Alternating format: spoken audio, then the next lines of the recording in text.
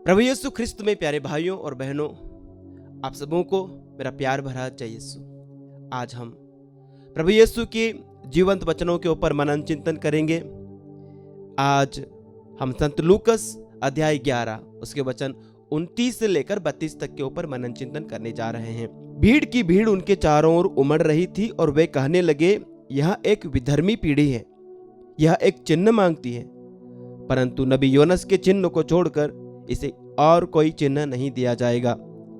जिस प्रकार योनस निनिवे निवासियों के लिए एक चिन्ह बन गया था, उसी प्रकार मानव पुत्र भी इस पीढ़ी के लिए एक चिन्ह बन जाएगा। न्याय के दिन दक्षिण की रानी इस पीढ़ी के लोगों के साथ जी उठेगी और इन्हें दोषी ठहराएगी, क्योंकि वह सुलेमान की प्रज्ञा सुनने के लिए पृथ्वी के सीमांतों से आई थी। और देखो, यहाँ वह है जो सुलेमान से भी महान है। न्याय के दिन निनिवे के लोग इस पीढ़ी के साथ जी उठेंगे और इसे दोषी ठहराएंगे, क्योंकि उन्होंने योनस का उपदेश सुनकर पश्चाताप किया था। और देखो, यहाँ वह है जो योनस से भी महान है। प्रभु यीशु के पवित्र वचन के सुने और पढ़े जाने सबों को आशीष मिले। प्रभु यीशु ख्रिस्त में प्यारे भाइयों और बहनों, जब लोगों ने प्रभु से कोई चिन्ह मांगा, ईश्वर की तरफ से कोई सबूत मांगा, तो प्रभु नाराज हो गए। क्या चिन्ह मांगना इतना बुरा है? हम देखते हैं पवित्र धर्म ग्रंथ में निर्गमन ग्रंथ के अध्याय 4 के वचन 1 में, जब मूसा को ईश्वर ने अपनी प्रजा इज़राइल का अगुवा चुना और उसे इज़राइलियों को मिस्र से बाहर निकालने के लिए भेजा, तो मूसा प्रभु की तरफ से कोई चिन्ह मांगते हैं। वो कहते हैं, वे लोग यदि मेरा विश्वास नहीं करेंगे, मेरी बात नहीं मानेंगे, तो प्रभु ने उसे चिन्ह दिया। बोला कि तेरे पास जो डंडा है उसे जमीन पर फेंक, और वो डंडा सांप बन गया। और उस प्रकार मूसा ने विभिन्न प्रकार के चिन्ह व चमत्कार दिखाए लोगों को, और फिरौन को ये यकीन दिलाने के लिए कि इज़राइल का जीवित ईश्वर है जो इन लोगों को यहां से आजाद कराना चाहता है। वैसे ही हम देखते हैं पहला राजाओं का ग्रंथ अध्याय 8 के वचन 36 में, जहां नबी एलियाह कार्मेल पर्वत पर बाल के देवताओं के झूठे नबियों के सामने ईश्वर से प्रार्थना करता है, ईश्वर से सबूत मांगता है, ईश्वर से चिन्ह मांगते हुए प्रार्थना करता है कि प्रभु तू चमत्कार दिखा और ये साबित कर कि इस्राएल का ईश्वर जीवित ईश्वर है, इज़राइल का ईश्वर ही है जिसने मुझे ये सब करने के लिए आदेश दिया है। एस्तेर संकट के समय ईश्वर से वैसे ही चिन्ह मांगती है। प्रभु यीशु ख्रिस्त में प्यारे भाइयों और बहनों, नबी ईसायाह का ग्रंथ अध्याय 7 के वचन 10 में वचन कहता है, प्रभु ने फिर आहाज से कहा, चाहे अधोलोक की गहराई से हो या चाहे आकाश की ऊंचाई से, अपने प्रभु ईश्वर से अपने लिए एक चिन्ह मांगो। तो चिन्ह मांगना अपने आप में बुरा नहीं था और नहीं है। यहां पर इन लोगों को प्रभु ने विधर्मी पीढ़ी करके पुकारा है। संत लूकस के सुसमाचार के अध्याय 11 के वचन 29 में प्रभु ने कहा है, यह विधर्मी पीढ़ी एक चिन्ह मांगती है। इन लोगों की चिन्ह मांगने की जो मंशा थी वो शुद्ध नहीं थी, वो पवित्र नहीं थी। इनके मन में कपट था, इनके मन में दुष्टता भरी थी। प्यारे भाइयों और बहनों, इन लोगों के सामने साक्षात ईश्वर थे, ईश्वर का देहधारी शब्द था, और उससे बड़ा सबूत, उससे बड़ा चिन्ह और क्या चाहिए था?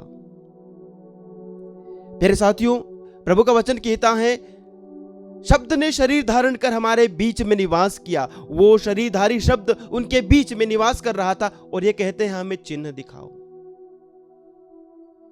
अपने इकलौते बेटे को ईश्वर ने प्रकट किया, उससे बड़ा चिन्ह और क्या चाहिए?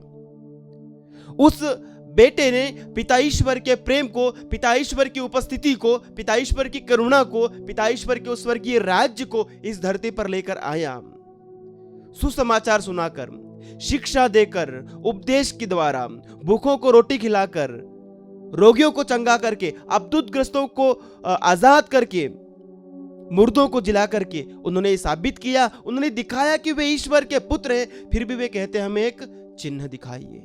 प्यारे साथियों, वो प्रभु यीशु इस दुनिया में उद्धार लेकर आए, मुक्ति को लेकर आए, हमें आजादी दिलाने आए। इससे बड़ा और सबूत क्या हो सकता है? उन्होंने कहा कि इससे बड़ा प्रेम किसी का नहीं कि कोई अपने मित्रों के लिए अपने प्राण अर्पित कर दे।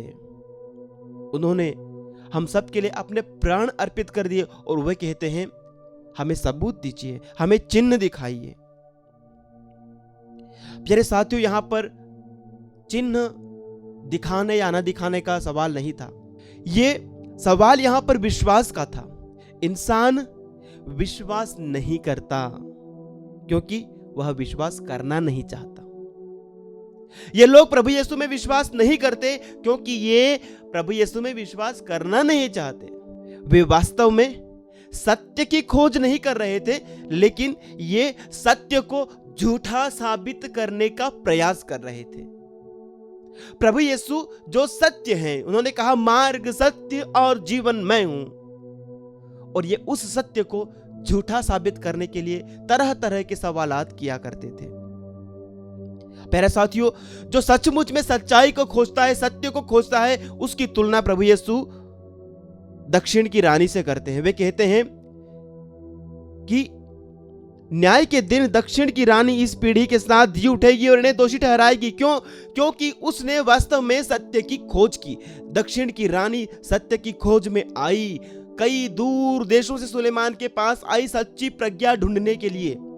सच्ची प्रज्ञा या ईश्वर, वे सच्चे ईश्वर को खोजने के लिए आई। मत्ती अध्याय 6 के वचन 33 में प्रभु का वचन कहता है कि तुम सबसे पहले ईश्वर के राज्य और उसकी धार्मिकता की खोज में लगे रहो, बाकी सब चीजें तुम्हें यों ही मिल जाएगी। संत लूकस का सुसमाचार के अध्याय 11 के वचन 9 में प्रभु का वचन कहता है, मैं तुमसे कहता हूं, मांगो तो तुम्हें दिया जाएगा, ढूंढो तो तुम्हें मिल जाएगा, खटखटाओ तुम्हारे लिए खोला जाएगा। ये लोग न तो मांगते थे, न ढूंढते थे, न खटखटाते थे। ये बुरी मंशा के साथ प्रभु के पास आकर वो चिन्ह की मांग करते हैं। ये सत्य को नहीं खोजते रहते, ये सत्य को दबाने का प्रयास कर रहे थे। प्यारे साथियों, दक्षिण की रानी प्रज्ञा की खोज में आई थी। प्रज्ञा क्या है? सच्चे ईश्वर की खोज क्या है?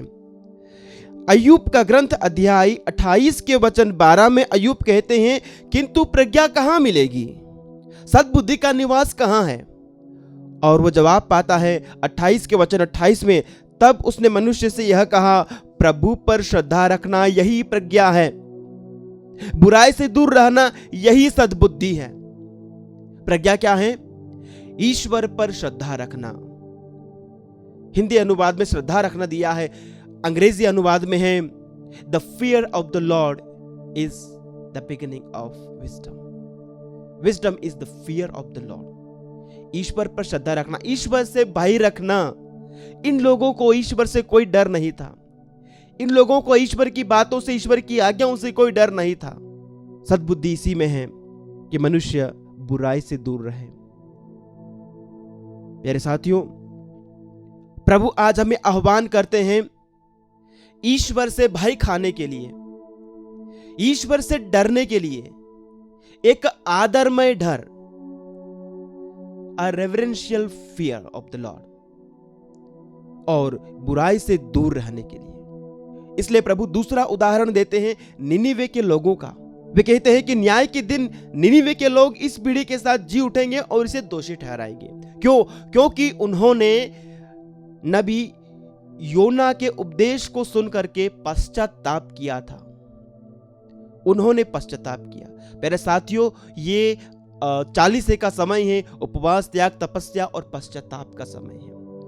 निनिवे के लोग क्या छोटे, क्या बड़े, क्या गरीब, क्या अमीर, राजा, रंक, सबों ने टाट ओढ़ करके पश्चाताप किया।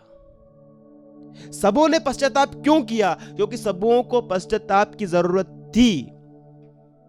हम पढ़ते हैं रोमियो को लिखे पत्र अध्याय 3 के वचन 23 में प्रभु का वचन कहता है, क्योंकि सबों ने पाप किया और ईश्वर की महिमा से वंचित हो गए। सबों ने पाप किया, छोटे बड़े, अमीर गरीब, सबों ने पाप किया। हम सब पापी हैं प्यारे भाइयों और बहनों। आज 40 के इस समय में हम अपने आप से कहें कि मैं कितना पापी हूं, अपने आप से पूछें, अपने अंतरात्मा को टटोल कर देखें और निनीवे के लोगों की तरह उपवास और तपस्या करते हुए पश्चाताप करें। क्यों उपवास और तपस्या करना है? क्योंकि प्रभु दयाशील, करुणामय और दयालु ईश्वर है। वो सहज ही द्रवित हो जाता है। वो हमारे पापों को क्षमा करेगा, हमारे अपराधों को माफ करेगा। हम उसे सच्चे दिल से खोजने वाले बने। हम उसे उस दक्षिण की रानी की तरह खोजें जिसने दूर दराज से आकर के सच्चे ईश्वर की खोज की, सच्चाई की खोज की, और उसे पा करके हम उनके सामने अपनी दुर्बलता को, अपनी कमजोरियों को रखें और उनसे माफी मांगे, ताकि हम पवित्र किए जाएं, उसके पवित्र लहू से धोकर शुद्ध किए जाएं। आमीन।